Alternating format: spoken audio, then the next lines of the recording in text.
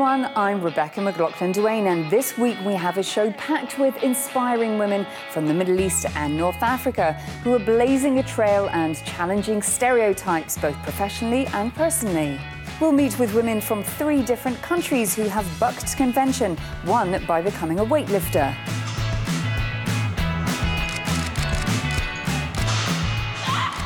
And another by pursuing a career in football. Inspires reporter Salim Essaid put on his shorts and trainers to pit his skills against the Saudi national. I will take that criticism if I can make it easier for the next generation to follow.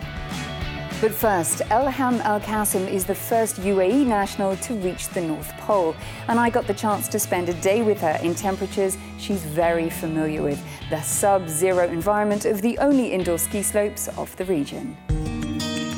Emirati Lhomme Qassam has packed a lot into just 36 years. And it all started when, having studied in the States, she began competing in athletics nationally, earning gold medals in martial arts and free sparring competitions. She went on to secure degrees from the UAE and the UK before entering the world of investment banking. And then, in 2010, she became the first Emirati to cross-country ski to the North Pole unassisted. Her journey began on a floating Russian base in the Arctic Ocean, located at 89 degrees latitude. And the expedition was a grueling one, which lasted for 3 weeks and involved Lhomme skiing for around 12 hours a day, whilst pulling behind her a sledge of supplies weighing more than 40 kilograms. Having battled frostbite in temperatures of minus 30 degrees Celsius, she finally reached her goal and proudly placed her Emirati flag in the snow and sprinkled grains of Middle Eastern sand where she knelt. Lhomme is still mulling her next adventure, and in the meantime she's returned to the corporate world and she's busy raising her 3 young children.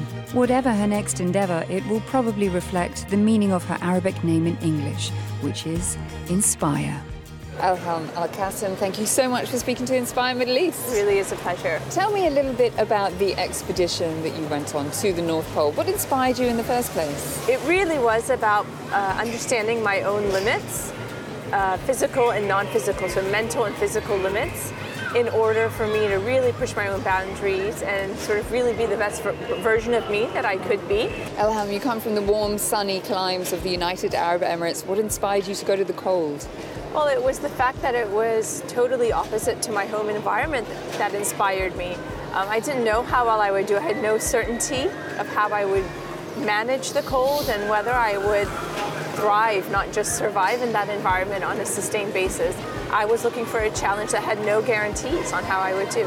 How did you prepare for the challenge? You obviously survived, but did you thrive? So it was 5 months of training, and although looking back, it's funny, I trained hard physically, and there was some mental preparation as well. I had some coaching, and it was the mental challenge that was the one that really made a difference, made the difference between succeeding and failing, and certainly made a difference between simply surviving and actually thriving. That's very interesting. What was the biggest mental challenge, and what were you taught in terms of the coping mechanisms?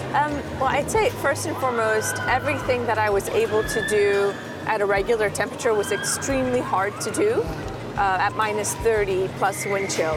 And without the support of family and friends there to tell you to be okay, without an iPod to listen to as you're skiing 12 hours a day to motivate you, all you're left with is your own willpower. Yeah. And just the process of keeping warm itself is a huge challenge.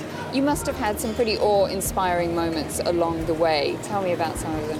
Yeah, I saw beautiful colors, aqua, turquoise, and blue, and sculptures formed out of ice that almost looked artistic.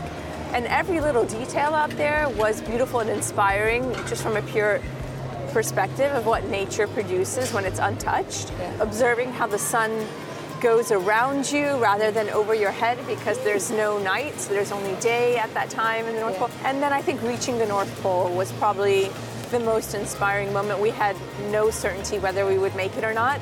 When you achieved what you did you feel in any way that you were challenging the Emirati or Arab stereotype of what women do?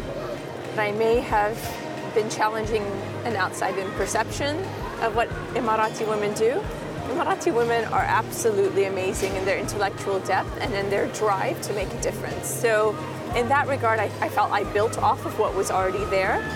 And I certainly felt like it was great in pushing the limits in order to make it just a little bit incrementally easier for everyone to do what they feel is right or good, even if it's outside the norm or the common practice. Yes. Lhomme, thank you so much for speaking to Inspire. It's my pleasure. Thank you. From one inspiring Emirati to another, Amna Al-Haddad overcame much adversity to achieve her dream of becoming a weightlifting athlete. The Inspire team went along to hear about her Olympic ambitions and the hurdles she faced along the way. Amna Al-Haddad is driving the position of women forward in competitive sports. She started out her career at the age of 22 and as a professional weightlifter in 2013. She's the first Emirati and Gulf region national to do competitive weightlifting in a hijab, and since then has broken more barriers internationally. And that what changed my life. Now retired from competing professionally, she's put down the weights and is lifting up other Arab women, so Amna and I went head-to-head to discuss the challenges women in competitive athletics are facing. Stereotypes, gender, there's a lot going on about that with women empowerment these days. I think that, when I chose weightlifting as a sport, I never thought it's a masculine sport until somebody told me that's what men do. Are there any restraints or considerations training with a hijab or with wearing conservative dress? There is a lot of focus in the media right now about what women wear and doing sports. There's been a lot done recently about creating that choice for women to have a hijab, to wear a sports hijab while they're doing sports, and I think it's a great movement. So what role does a community play in being a female athlete in the UAE? When I first started my journey, it was very difficult to find the right infrastructure, the right coaching, and as a result of that, I actually had to coach myself, for that is not okay for someone who wants to train for the Olympics. Sometimes we have to go through things so that others don't have to go through it. It's not just women in the UAE who are breaking barriers. Women all over the region are leveling the playing field, and Saudi footballer Saja Kamal is one of them. Being the odd woman out is something Saja is used to in Saudi Arabia. She started playing football at the age of 4 in a country that has strict rules about women playing sports publicly. Since then, she continued going against the grain, breaking 2 world records with a team of women, playing a 90-minute FIFA-regulated match at the highest point on Earth at Mount Kilimanjaro, then again at the lowest point at Jordan's Dead Sea. And she's not done yet. Saja has more plans to push the limit. I met her in Dubai to find out how. Honestly, not much has changed in the sense of access and girls being able to play. A little bit has changed in the sense of now we have more gyms, but not really football. Today in Saudi, women are still not allowed to play sports in public fields, wear shorts outside, and must have a male guardian's permission to travel. Despite these obstacles, Saja is focused on being a forward for change. The main goal for me, at least, is a Saudi national team being formed, like a football team, getting that kind of recognition legally and officially on paper. We don't exist as players. With a boyish haircut, tattoos, and a nose piercing, Saja doesn't claim to look like the world's image of a Saudi woman, as they come in many forms, but they all do share one thing in common. Saudi women are very active, they're very bold and fierce and take on challenges. I think because we weren't given as many opportunities as men growing up, we always want to prove ourselves, so we fight harder and maybe we rebel and we're louder and we want to be heard. But since we're here, I think we should kick it so I can show you what Saudi women are really made of. Let's do it. Saja is also taking her message off the field and online, posting her accomplishments on social media and rebranding what it means to be a Saudi woman. After being defeated a few times, I learned from Saja that being an internationally recognized woman pushing boundaries comes with a price. I have been called things like atheist, lesbian, liberal, but I will take that criticism if I can make it easier for the next generation to follow. And that's exactly what she plans to do. She says with the changes taking place in Saudi, like women being able to enter sports stadiums and more, Saja is hopeful that a professional Saudi women's football team will strike soon, and with impact.